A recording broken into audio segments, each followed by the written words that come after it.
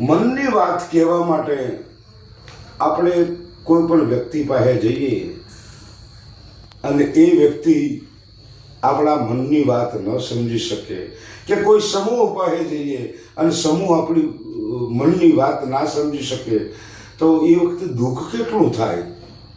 એના માટે કવિ શ્રી શંકરદાનજી એક સરસ દુહો લખે છે કે અંતરના ઊંડાણની કોક વેધુને કેવરાય, અંતરના ઊંડાણની કોક વેધુને કહેવાય, એને ચોરે ના ચિતરાય ચિત્તની વાતો શંકરા. એ સાહેબ, આવી વાતો જો કદાચ ચોરે ચડીને ચિતરવા માંડીએ, ચોરે ચડીને કહેવા માંડીએ તો એનો કોઈ અર્થ રહેતો નથી. કારણ કે અંતરની વાત હોય ને એ તો કોઈક સજ્જન માણસ અને કોઈક ડાયા માણસના જોડે કહેવાય, બાકી જેને તેને આરી વાતો કહેવાય નહીં. અને જે તે આ વાતને સમજી ના કે, કારણ કે માનવી હોય એ જ વાત સમજી શકે.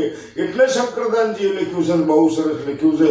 કારણ કે એના ટૂંકમાં બહુ સરસ વાત રજૂ કરી દીધી કે એને ચોરે ના ચિતરાય ચિત્તની વાતો શંકરા. ચિત્તની વાત જે છે ને, સાચી વાત છે ને, મનની વાત છે, દિલની વાત છે ને, એને જેવા તેવા માણસ સામે રજૂ ના કરાય, બાકી તો ઠાકર કરે એ ઠીક.